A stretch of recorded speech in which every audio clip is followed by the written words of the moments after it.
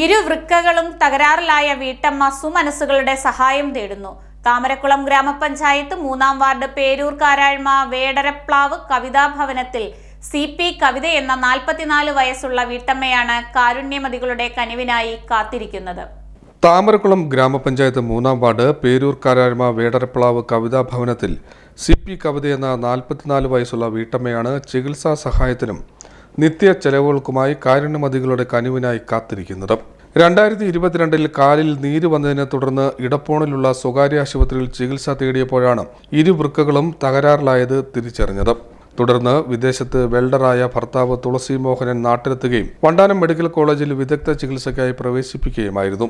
2023 വരെ വണ്ടാനത്ത് ചികിത്സ തുടർന്നു. ഇതിനിടയ്ക്ക് കവിതയ്ക്ക് ഹൃദയ സംബന്ധമായ രോഗമുണ്ടാവുകയും കോട്ടയം മെഡിക്കൽ കോളേജിൽ ചികിത്സ നടത്തുകയുമായിരുന്നു. ഇതിനെ തുടർന്ന് മാവേലിക്കര ജില്ലാ ആശുപത്രിയിൽ ഇപ്പോൾ ആഴ്ചയിൽ 2 തവണ ഡയാലിസിസ് നടത്തിവരികയാണ്. ബുധൻ ശനി ദിവസങ്ങളിലായി ഡയാലിസിസ് നടത്തുന്നു. ഈ ദുരിതങ്ങൾക്കിടയിൽ കവിതയുടെ ഒരു കണ്ണിന്റെ കാഴ്ച പൂർണ്ണമായി നശിക്കുന്ന അവസ്ഥയുണ്ടായത് ഇവരെ കൂടുതൽ പ്രയാസത്തിലാക്കിയിരിക്കുകയാണ്.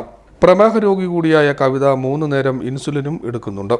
കവിതയ്ക്ക് രോഗങ്ങളുടെ ചികിത്സയ്ക്കായി ദിനംപ്രതി ആശുപത്രികൾ കയറി ഇറങ്ങുന്നതിന് പോകേണ്ടതിനാൽ തുളസി മോഹനന് തൊഴിലെടുക്കാൻ പറ്റാത്ത സ്ഥിതിയാണ് നിലവിലുള്ളത്. ഇതും ഇവരെ കൂടുതൽ ദുരിതത്തിലാക്കിയിരിക്കുകയാണ്. കവിതയുടെ പേരിലുണ്ടായിരുന്ന ഭവനം സാമ്പത്തിക ബാധ്യതയെ തുടർന്ന് വിൽക്കുന്ന സ്ഥിതിയുണ്ടായി. താമസിക്കാൻ വേറെ ഇടമില്ലാത്തതിനാൽ ഇവിടെ തന്നെ ഉടമയുടെ കാരുണ്യത്താൽ വാടകയ്ക്ക് കഴിയുകയാണ് ഇവർ. കഴിഞ്ഞ 7 മാസമായി വാടകയും മുടങ്ങിയിരിക്കുകയാണെന്ന് തുളസി മോഹനൻ പറയുന്നു. ഭാര്യയെ ജീവിതത്തിലേക്ക് മടക്കിക്കൊണ്ടുവരുന്നതിന് 30 ലക്ഷം രൂപ ആവശ്യമാണ്. തങ്ങളെ എല്ലാവരും സഹായിക്കണമെന്ന് ഇവർ കാരുണ്യമതികളോട് അഭ്യർത്ഥിക്കുന്നു. എൻ്റെ പേര് തുളസി മോഹൻ, എൻ്റെ വൈഫാണിത് കവിത. 2 കിഡ്നികളും തകരാറിലായിട്ട് ഇപ്പം 2 വർഷമായിട്ട് ട്രീറ്റ്മെൻറ്റിലാണ്.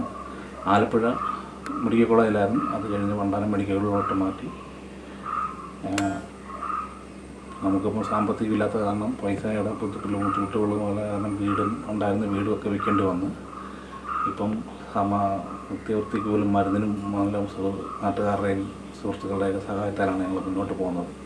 കിഡ്നി മാറ്റി വെക്കണമെന്നാണ് ഡോക്ടർ പറയുന്നത്.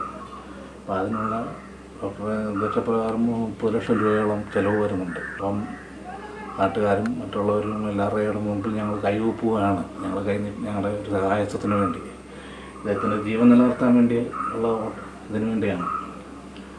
ഞങ്ങൾക്ക് സ്വന്തമായിട്ടൊന്നുമില്ല. ഉണ്ടായിരുന്ന വീടും സ്ഥലമൊക്കെ ഞങ്ങൾ വിൽക്കേണ്ടി വന്നു. എനിക്കാണ് ജോലിക്ക് പോകാൻ പോലും കഴിയാത്തൊരവസ്ഥ. അദ്ദേഹത്തിന് കണ്ണിന് കാഴ്ച പോലും നഷ്ടപ്പെട്ടു. ഒരു കണ്ണിൻ്റെ കാഴ്ച നഷ്ടപ്പെട്ട് കണ്ണ് അതിനും ട്രീറ്റ്മെൻറ്റിന് പോകണമെന്നുണ്ട്. പക്ഷേ ഒന്നും നടക്കുന്നില്ല. അതിനിടയ്ക്ക് കാലിലൊരു ഇഞ്ചുറി ഉണ്ടായി. അതും കാലും മുറിച്ച് കളയേണ്ട അവസ്ഥ വരെ ഉണ്ടായി. ദൈവം സഹായിച്ച് അങ്ങനെയൊന്നും സംഭവിച്ചില്ല. അതും ഇപ്പം ട്രീറ്റ്മെൻറ്റ് നടന്നുകൊണ്ടിരിക്കുകയാണ്. കാല് എന്നും ഡ്രസ്സ് ചെയ്യണം. എന്നും ഡെയിലി ഹോസ്പിറ്റലിൽ പോയി തന്നെ ഞങ്ങളുടെ ജീവിതം അങ്ങനെ ഞങ്ങൾ പോയിക്കൊണ്ടിരിക്കുന്നത്. പിന്നെ നിങ്ങളുടെ എല്ലാവരുടെയും ഒരു സഹായം ഞങ്ങൾക്ക് ഉണ്ടാകുമെന്നുള്ള പ്രതീക്ഷയിലാണ് നിങ്ങളുടെ മുമ്പിൽ ഞാൻ കൈ നീട്ടുന്നത്.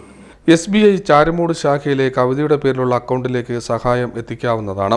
തുളസി മോഹനന്റെ Google Pay മുഖേനയും സഹായം എത്തിക്കാവുന്നതാണ്. കനിവുള്ള ഹൃദയങ്ങളുടെ സഹായത്തിനായി പ്രതീക്ഷയോടെ കാത്തിരിക്കുകയാണ് ഈ കുടുംബം. CDNet news, Charummood.